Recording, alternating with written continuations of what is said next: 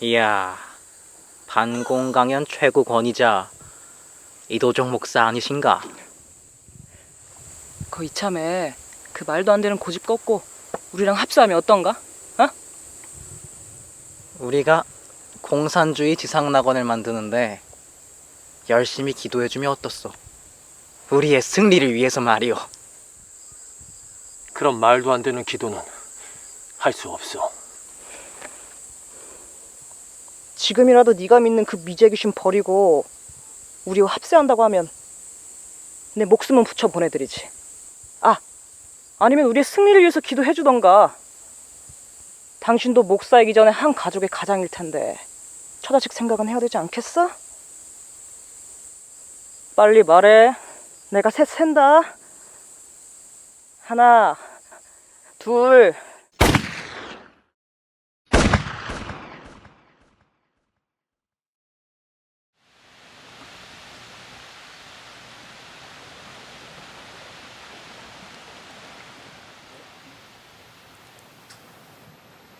우리나라 최고의 관광지로 손꼽히는 제주도. 불과 70여 년 전 이곳은 피비린내 나는 지옥과 같은 현장이었다. 이제 그것을 기억하는 이들은 많지 않다.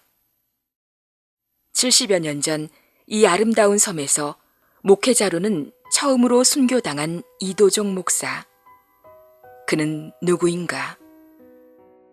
이도종 목사님을 한마디로 요약을 해서 말한다라고 하면 그분이 영혼 속에는 하나님 사랑, 대한민국 사랑, 제주 사랑, 영혼 구원과 또 제주도의 어떤 미래를 위한 그런 꿈이 있으신 분이죠. 아주 사랑이 많고 인자하신 분으로 그렇게 보아집니다.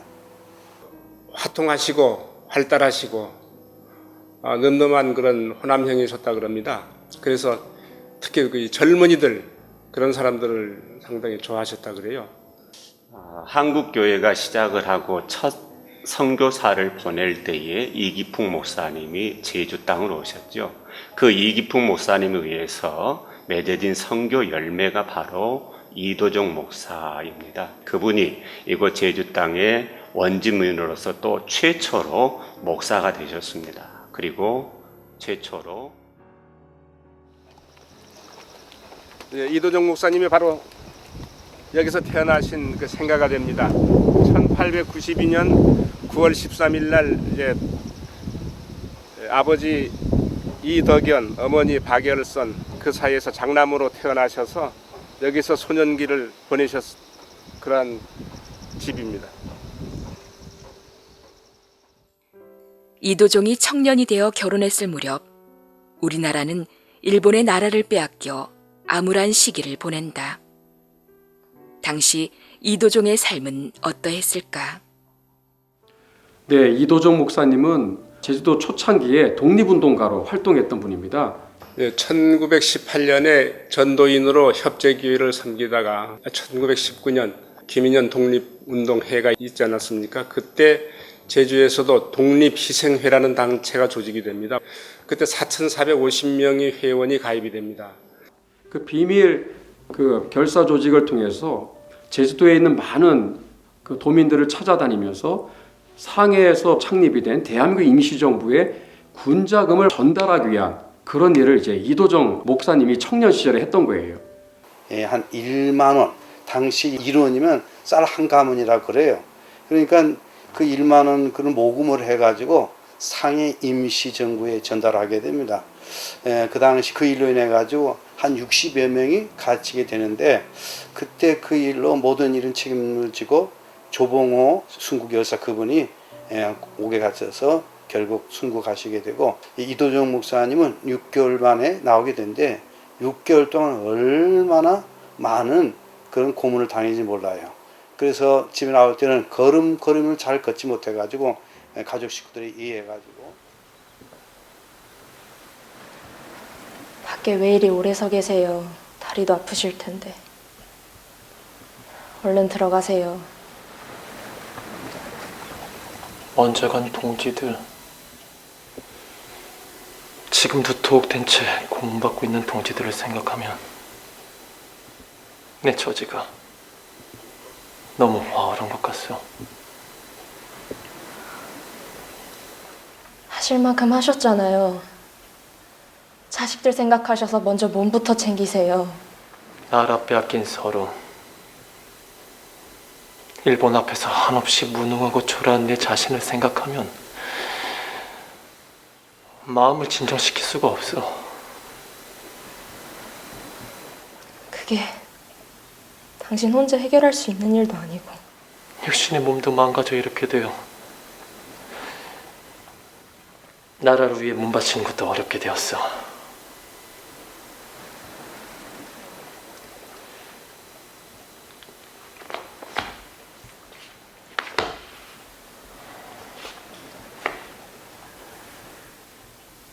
오래 생각하고 어렵게 결정했는데 이렇게 포기할 수는 없어. 육신에 망가진 몸일지라도 모두 바쳐 주님을 섬기고 영혼과 나라를 구원하는 일에 내 남은 일생을 모두 바치고 싶소.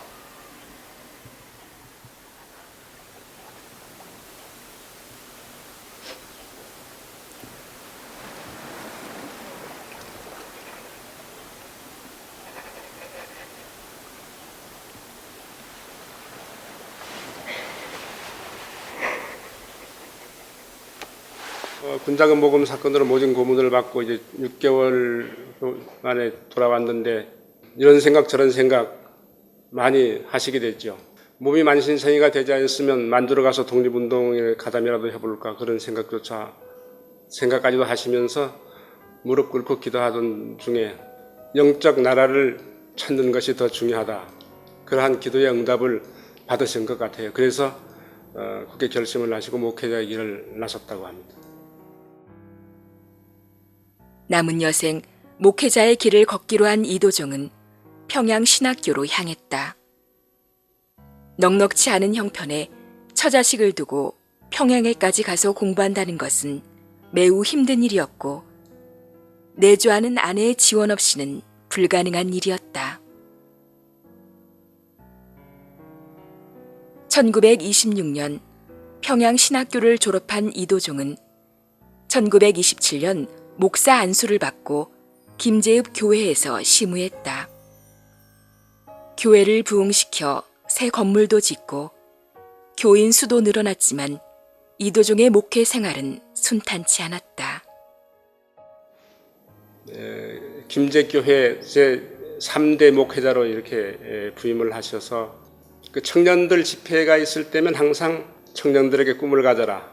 나라를 생각해야 된다. 독립심을 심어주는 그런 내용으로 자꾸 그런 말씀을 하셔서 그곳 김제경찰서에서 완전 요시찰 인물이 돼버린 겁니다. 그런 중에 참 유지 집안에 결혼식이 있어서 결혼 주례를 맡았는데 말씀 도중에 다시 또 그 시국과 관련된 내용을 말씀하시는 바람에 거기에 있던 형사들에 의해서 붙들려 가게 됩니다. 하객들 앞에서 이게 붙들려 가니까 거기에 이제 교인들도 많이 참석했을 거기서 난리가 난 겁니다. 이제 목사님이 경찰서에 붙들려 갔다. 그런데 그 조사하는 과정에서 제주 군자금 모금 사건과 연루됐던 내용이 이제 나오게 됩니다. 그러니 그 담당했던 분이 이런 사람 두면 교회도 덕스럽지 못할 거고 우리도 귀찮고 내보내시오. 이런저런 생각을 한 끝에 이제 교회에서 사면을 권면하게 되죠. 이도종 목사님은 이제 고향 제주로 가서 목회 활동을 해야겠다는 그런 굳은 결심을 하시고 1929년에 이제 고향으로 오시게 됩니다. 1929년 고향 제주로 돌아온 이도종 목사는 온몸 바쳐 목회 활동에 매진했다. 서귀포 교회, 법한 교회, 남원 교회, 고산 교회, 용수 교회, 조수 교회, 화순교회 등이 그가 직접 개척했거나 담임하면서 성장시킨 교회들이었다. 이 밖에도 목회자가 없는 작은 교회들을 찾아다니며 순회 목회도 하였다. 하지만 일제시대에 기독교 신앙의 순수성을 지킨다는 것은 쉬운 일이 아니었다.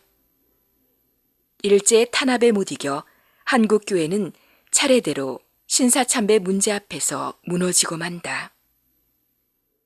27대 총회 때 제주노회에서는 이도정 목사님하고 또 장로님으로는 김계홍 장로님이라는 분이 있는데 그분이 총회 총대로 평양에서 열리는 총회에 참석하게 되는데 많이 회의를 했는데 이도정 목사님과 김계홍 장로님은 우리는 총대에 참석을 안 한다. 불참 선언을 해버리는 겁니다. 그 일로 인해 가지고 1개월 정도 경찰에 구금된 적이 있습니다. 45년에 이제 해방이 되기까지 일제의 탄압이라는 건 이루 말할 수 없었습니다. 예배 드리게 되면 일본말로 설교해야 되고 일장기에 경례해야 되고 일왕사진 절해야 되고 그렇게 하면서 예배를 드려야 되기 때문에 신앙적인 양심으로서는 상당히 감당하기 힘들었죠. 그래서 전국적으로 은둔 생활을 목회자 생활을 접어두고 조용히 숨어서 지내는 은둔 생활을 하는 목회자들이 전국적으로 상당히 많았습니다. 이도정 목사님도 마찬가지로 더 이상 감당하기 힘들어서 이제 고산에 정착하면서 텃밭을 돌보면서 이렇게 생활을 하시던 중에 해방이 됐습니다. 근데 그때 제주에 13개 교회가 있었는데 13개 교회에 있던 목사님들이 다 육지에서 내려왔었던 분들이라 다 이제 귀향해버렸고 남아있는 목사님이 제주 출신 또 조남수 목사님 한 분뿐이었습니다. 목사님, 아시다시피 지금 제주도에 남아있는 목회자가 목사님과 저 정도밖에 없습니다. 이런 어려운 시국에 목사님과 같은 분이 다시 나서 양떼를 이끌어 주셔야 하지 않겠습니까? 목사님, 다시 생각해 주십시오. 오늘 제가 온 것도 주님의 뜻으로 온 것이 아닐까요? 저를 봐서가 아니라 불쌍한 제주도 영혼들을 위해 다시 나서 주십시오.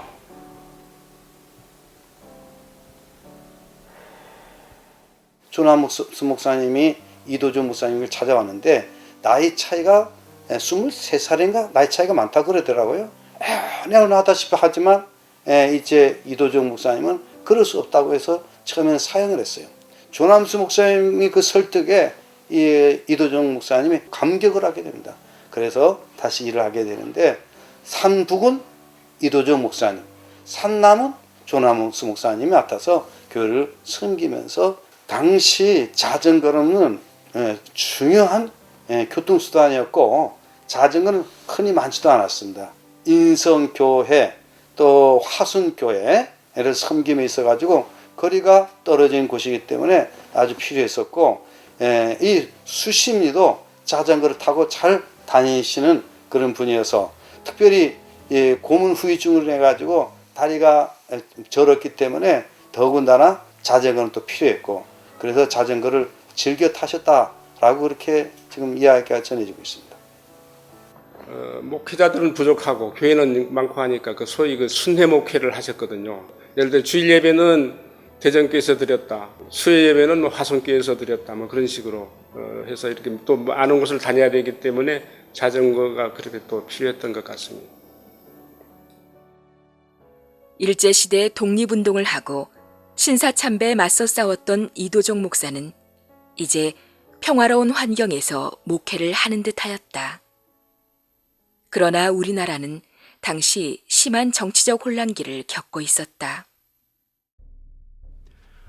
북한 지역은 이제 소련 스탈린에 의해서 빠른 속도로 이제 공산화가 이제 시작이 됩니다. 우리가 알아야 될 것이 1945년 9월 20일에 소련 스탈린이 북한 지역에 단독 공산 정권을 수립하라고 지령을 내리게 됩니다. 그래서 한 2년에 걸쳐서 북한 지역은 빠른 속도로 공산화가 진행이 되었고 결국에는 완성이 됩니다. 그럼 남한은 어떤가? 남한 사회는 해방 이후에 건국의 흐름을 주도하는 세력들이 대부분 사회주의와 공산주의를 지지하는 세력들이었습니다. 대표적인 지도자가 여운형과 그리고 박헌영이 되겠습니다. 여운형은 해방되자마자 했던 말은 공산혁명으로 일로 매진하겠다, 공산국가를 세우겠다고 그렇게 선언을 사실상 하게 되었고, 그러면서 해방 전국의 남한 사회는 이 두 지도자에 의해서 특별히 조선공산당을 이끄는 박헌영에 의해서 건국의 흐름이 진행이 되어지는 굉장히 혼란한 그러한 극도의 상황이 되겠습니다. 그러니까 그때 좌우가 서로 분열이 된 거라. 초등학교 1급부터 중학교까지 그러는데 이 학교 다닐 때도 사상 분열이 생겨서 대단히 해냈습니다. 치고다가 막 때려부리고 해.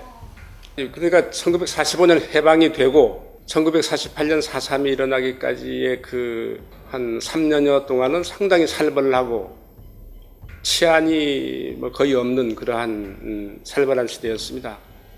이제 조금 있으면 평등한 세상이 된다. 양반 쌍놈이 없다.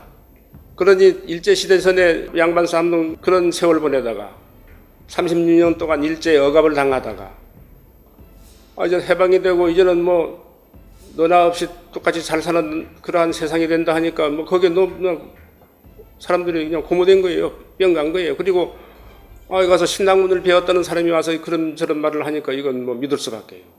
근데 그때 이도종 목사님과 조난수 목사님이 많은 그 계몽 강연을 다녔어요. 건국과 기독교 사상이라는 주제라든지 아니면 건국과 민주주의라는 주제로 그렇게 마을마다 다니면서 계몽 강연을 하셨는데 한 번은 책으로 공산주의를 배우면 공산주의자가 되고 몸으로 공산주의를 배우면 반공주의자가 된다. 하지만 공산주의를 아직 경험하지 못했던 당시에는 많은 사람들이 이러한 새로운 사상에 매료되어 신념을 가졌다. 그리고 남한에 있던 공산주의자들은 끊임없이 자유민주주의로 탄생하려는 대한민국의 건국을 막고자 했다.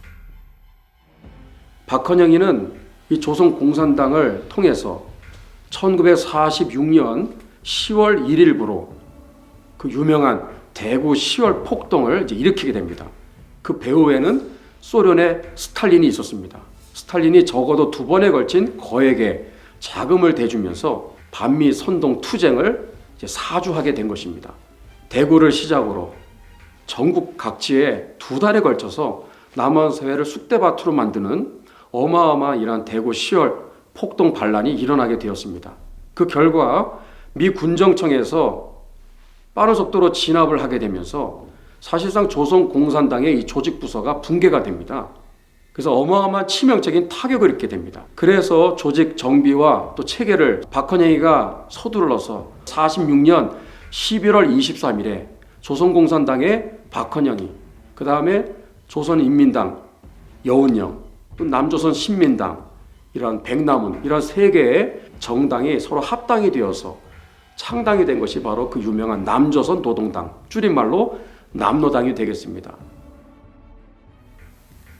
공산주의자들은 민족주의를 내세워 감성을 자극하며 통일을 시도했으나 그들이 원하던 통일은 공산주의 적화통일이었다.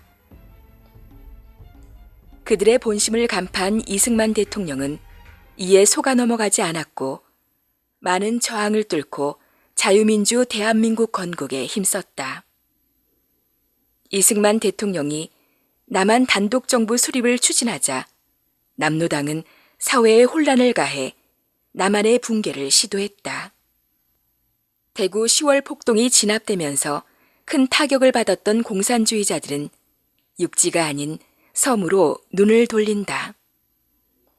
공산주의자들은 제주도 곳곳에서 주민들을 선동했고 국가전복의 기회를 엿보고 있었다.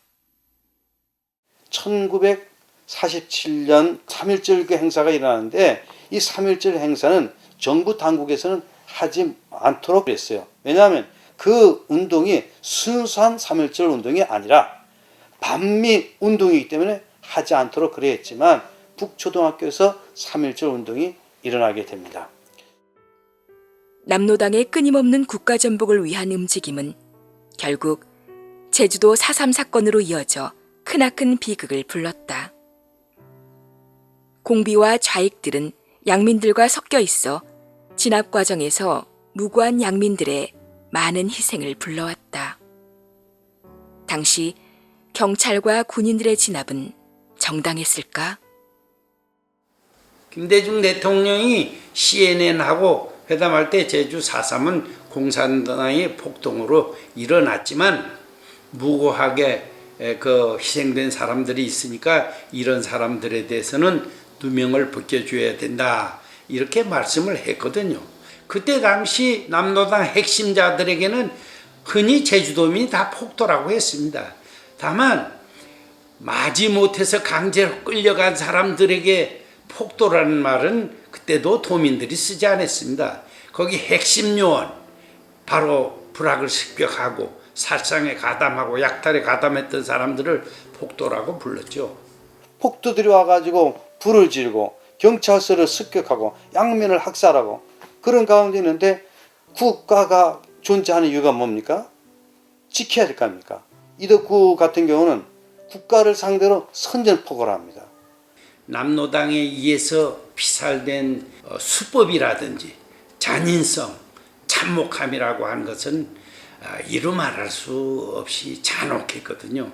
그 남원리에는 강학송이 증언에 의하면 자기 부친이 보초를 그 서고하는 그런 책임자였었는데 습격을 해가지고 사지를 토막을 내고 그 다음에 성기를 잘라가지고 입에 물리고 그래서 그 시체를 업고 오는데 피가 흘러서 그때 고무신을 신었는데 고무신이 미끄러서 집까지 운반하는데도 고무신이 벗겨질 정도로 그렇게 했습니다. 우리 집에 들어와 놓으니까 안빠 이건 뭐 이건 말이다 양 자기네가 가져가고 싶은 건 쌀이나 해라.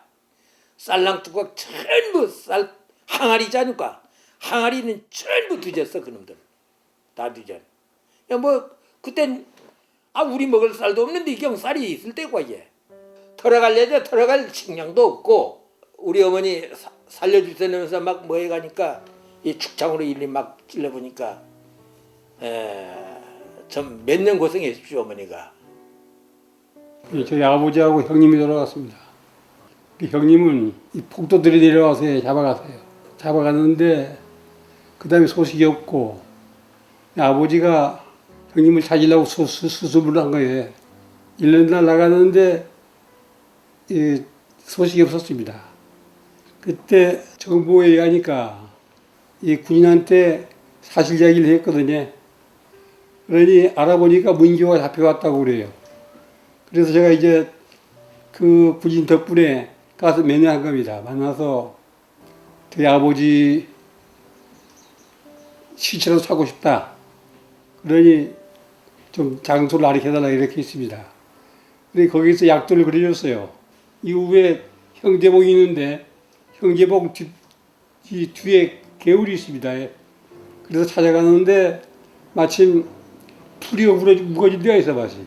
그 풀 땡겨보니까 신발도 저희 아버지 신발이고 이복도 그렇고 그 다음 형님은 이 삼별초 토석이지 그 안에 시체가 굴리고 있다고 그런 말이 정보가 들려서 어머니가 가보니까 우리 형님 시체가 맞다 이겁니다.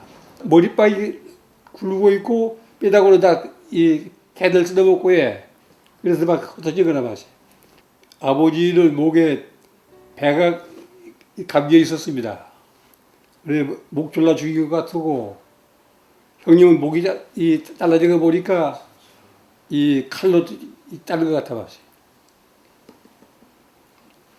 그 대정읍 신도리의 김치부라고 그 사람이 구장을 했었는데 그 이웃마을의 공비가 그 침투를 해가지고 김치부를 난자해서 죽였습니다.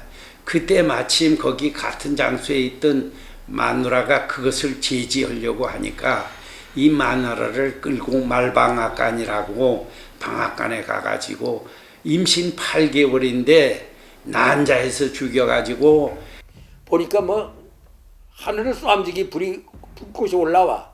말째 보니까 뒷날 말 들어보니까 구장 죽고 부인도 죽고 집도 다 소각되고 뭐 했다는 거야. 그럴 리가 있느냐고. 그때는 우리가 이제 그 국민학교 다닐 때쯤에 우리 친구들이 이제 가보자고 말이야. 그냥 간 보니까 그 부인이 그 임신된 내가 지금 생각하기로 한 8, 9개월 된 거 아닌가 남자더라고. 해야 된 것이 남자들인데 그것까지 우리가 봤어요. 남자들인데 말방에 있지 않을까 말방에 거기 데려다 살려줄 땐 막 애원하니까 거기 데려다 나네 남도질 내버렸어 일로. 그러니까 그 애가 나왔어. 그 죽은 애가 나온 걸 그걸 우리가 봤다니까 마씨. 그 볼꼴이 아니야 그게. 그래서 이야 이렇게 이거 사람이 이거 무참하게 어린 때라도 이렇게도 죽일 수 있나 그 생각이 들어진 거라 마씨. 또 애월읍 장전리 부근에서 그 시체를 발굴했는데 이 사람은 경찰관 했다가 사태가 좀 험악해지니까 경찰관 그만두고 아버지와 농사를 짓고 있는데 이게 반동이라고 해서 가서 이제 살해를 했는데 사람을 그냥 죽이지 않고 항문으로 이 철봉을 입까지 찔러가지고 그 죽인 게 그때 그 생포된 공비의 진술에 의해서 어디에 그걸 묻었느냐 해가지고 어디에 묻었다 하니까 거길 가서 발굴해 보니까 그런 참혹한 상황이 발견되고 그랬습니다. 그래서 이렇게 한 것을 본 피해자 가족, 또 군경 가족, 또 군인 이런 것을 봤을 때는 보복이 일어났고 또 상대방도 또 보복. 그러니까 보복의 악순환으로 제주도 인명 피해가 많이 났다. 이제 이렇게 보고 있습니다. 제주도는 공비와 좌익 때문에 이미 지옥이 되어 있었다. 당국의 진압이 없었다면 제주도는 과연 평화로울 수 있었을까? 그 4.3을 일으켜서 김달삼이 그 본명은 이승진인데 김달삼이가 주도인 돼 가지고 그 하다가 그 북한에 가서 보고하려고 4월 3일부터 7월 24일까지 김달삼이가 직접 작성한 그 보고서에 보면은 그 공비들에 의해서 죽은 사람이 사망이 307명입니다. 부상이 68명. 그다음 피랍, 납치 간 사람이 22명. 이렇게 막대한 피해를 입혔는데 공비는 16명밖에 안 죽었어. 그리고 부상이 9명. 그러니까 제주도에서 경찰서 있는 부분, 지서 있는 부분, 여기를 빼놓고는 완전히 남노당이 장악을 했습니다. 그래가지고 한 3개월이면 이걸 완전히 해방구로 만들 걸로. 초반에는 완전히 잡았죠, 그 사람들이. 그리고 특히 밤에는 완전히 이건 뭐 인민공화국 세상이었죠. 대전고등학교 학생 9명이 와가지고 세 사람이 한 사람을 조준하되 그 불황민들 전부 나오라고 하는 거라. 안 나오면 안 된다고 전부 나오라고. 그 과정을 우리가 봤거든 마씨. 그러나 그때 그 동참반 인원이 아마도 한 1000여 명 이상 되지 않을까. 어마어마한 인원이 그 과정을 봤어 봤지. 그 한 놈은 죽어가면서 인민공화국 만세 hen 부르더라고. 인민공화국 만세 이렇게. 그 소리를 우리가 들었다니까. 탁 맞은과 동시에 정신이 다 가지라냐는 말이라. 인민공화국 만세 소리가 크게 불렀어 그놈이 하나는. 그래서 팍 앞대로 엎어지대. 그럼 그들이 원하는 세상은 무엇입니까? 바로 공산 국가가 되는 거죠. 그렇기 때문에 오늘 우리는 이도종 목사는 이런 무시무시한 시대를 살고 있었다. 반공 강연을 적극적으로 했던 이도종 목사는 좌익들에게 눈의 가시와 같은 존재였다. 목사님, 시국이 이러한데 당분간 찬양 예배와 신방을 좀 미루시죠. 내 육신이 안위를 생각했다면 다시는 목회를 안 했을 것이요. 그래도 목사님, 너무 염려 마시오. 1947년 5월경부터 전도 목사로 순회하면서 저희 교회를 담임하셨죠. 저희 교회가 이곳에서 예배처소로 가진 곳은 대정현 성 안에 있는 작은 초가 가옥이었습니다. 1934년도에 약 70판 정도를 주고 매입해서 예배처소로 사용하던 곳이었기 때문에 따로 사택이라든지 교육 규모가 되지 못했던 것 같습니다. 당시 이도종 목사님께서 고산이 되기셨는데 여기에서 약 20km 정도 떨어져 있습니다. 걸어서 오시려면 5시간 남짓 걸리는 곳이죠. 대전교회에서는 오질 않은 거예요. 그래서 이제나 저제나 올까 해서 기다렸는데 오질 않은 거예요. 예, 이도종 목사님은 1948년 6월 18일 순회 목회 중이던 인성교회를 향해서 이곳을 지나가게 됐습니다. 그런데 이곳을 지나가기 전 그날 토벌 작전을 나왔던 고산 지서 팀하고 교류하게 되었는데 그분들 말씀이 오늘은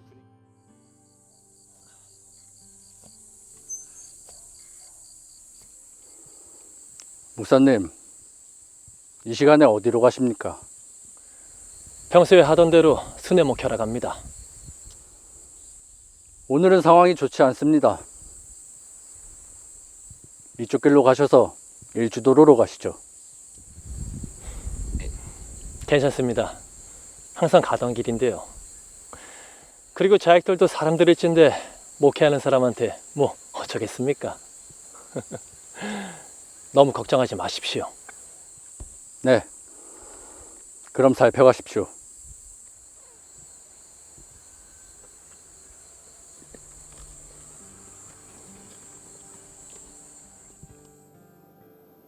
교회에서는 아무리 기다려도 목사님이 안 오고 집에서는 또 이제 돌아올 때 되는데 나타나지 않고 그렇게 해서 하루 이틀 한 달 두 달 지났습니다. 이제 대전교회에서는 새벽 기도할 때마다 그냥 무릎 꿇고 교인들이 통곡을 하면서 기도하는 겁니다. 하나님, 목사님이 만약 폭도들한테 죽임을 당했다는 그 시신만이라도 찾을 수 있도록 은혜를 베풀어 주십시오. 그렇게 눈물에 통곡을 하며 새벽 기도회가 진행되고 한 1년쯤 지났을 때 그때는 마을별로 젊은 사람들이 나서서 보초를 섰거든요. 그 폭도들의 출입을 감시하고 막고 그런 걸 하면서. 근데 이도종 목사님의 동생, 그 세 번째 동생 기종, 막내 동생 성종, 그 두 분이 마침 그 당번을 서서 할 때 이도종 목사님이 순교 현장에 있던 폭도대장 몽치라 속칭 그 몽치 불렀다고 그럽니다. 그 사람이 먹을 식량도 떨어지고 하니까 먹을 거 좀 약탈해서 구해보려고 내려왔다가 마침 붙들렸어요. 경찰 지서로 연행이 되고 넘겨지고 조사를 받는 과정에 몸수색을 해보니까 회중시계가 나온 겁니다. 이도정 목사님이 항상 차고 다니던 회중시계. 도저히 그 사람 생색과 그 물건이 어울리는 물건이 아니에요. 그래서 경찰관이 추궁을 하니까 한 1년 전에 우리가 작전을 나갔는데 어떤 사람이 자전거를 타고 지나가는 우리가 붙잡았다. 그 사람 목사라 하더라. 근데 그 사람이 성경책 왜 이러십니까? 경찰 서방을 둬서 뭐해? 소리 질러봐. 마누라 욕 보이는데 와서 도와달라고 해야지.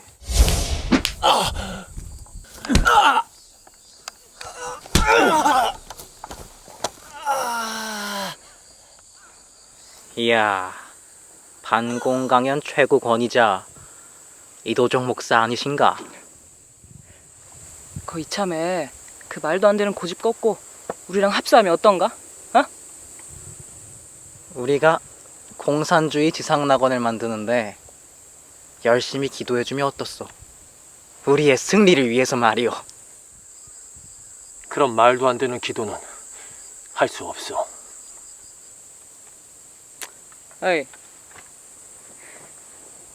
이 모든 인민이 평등하게 다 같이 잘 사는 그런 지상낙원을 만들자는 건데 왜 자꾸 당해질이야? 이씨. 창조주 하나님 아버지를 부인하는 공산 사상으로 어떻게 지상낙원을 만든단 말이오? 아버지를 부인하고 잘 살아보겠다는 자식이 올바로 된 자식이요? 이게 아직도 지금이라도 네가 믿는 그 미제귀신 버리고 우리와 합세한다고 하면 내 목숨은 붙여 보내드리지. 아니면 우리의 승리를 위해서 기도해주던가. 당신도 목사이기 전에 한 가족의 가장일 텐데 처자식 생각은 해야 되지 않겠어? 빨리 말해. 내가 셋 센다. 하나, 둘.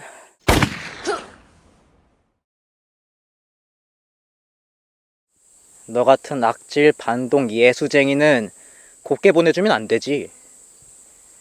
미제 예수 사상으로 인민들을 선동하면 어떤 대가를 치르게 되는지 똑똑히 알려줘야 돼.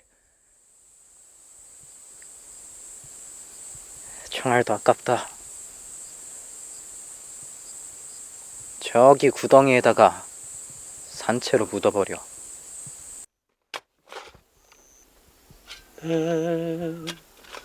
주를 가까이 하게 하는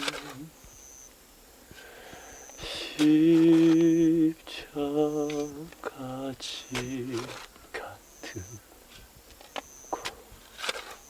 고통이나 내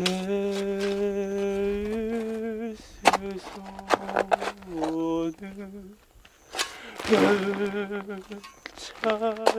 찬송하면서 주께 떠나가기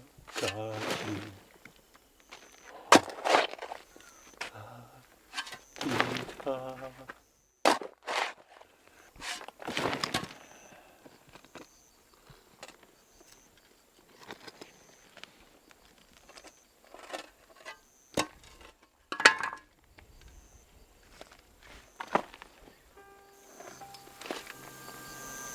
나는 이제 하나님 곁으로 가니 이것들이 필요 없어.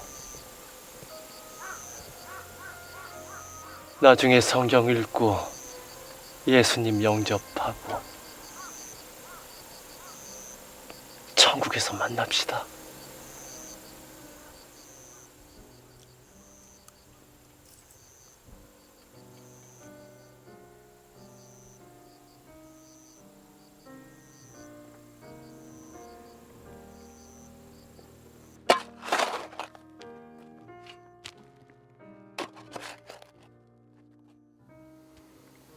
하나님 아버지, 저희 기도를 들으시옵소서. 이들의 죄를 용서해 주시고 이들을 불쌍히 여겨 주옵소서. 자기들이 얼마나 잘못된 일을 저지르는지 알지 못합니다. 예수 믿고 구원받게 하옵소서. 주여, 제 영혼을 받아 주옵소서.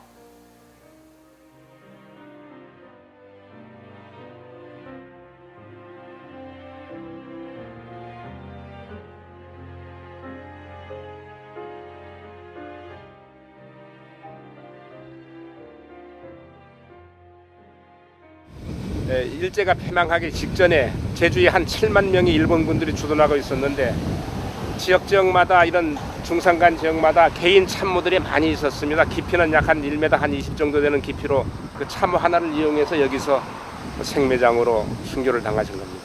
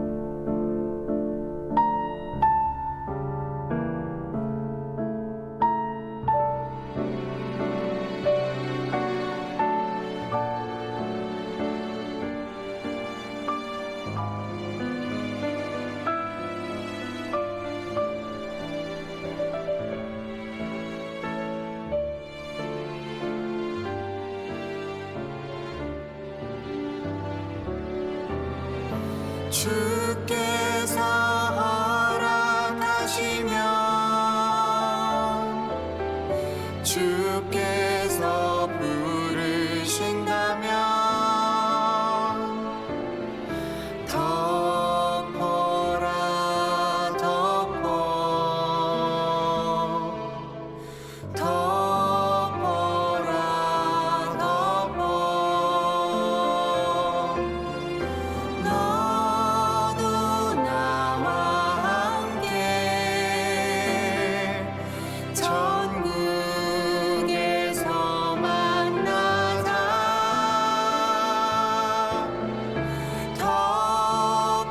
덮어라 덮어 덮어라 덮어 주여 저들의 죄를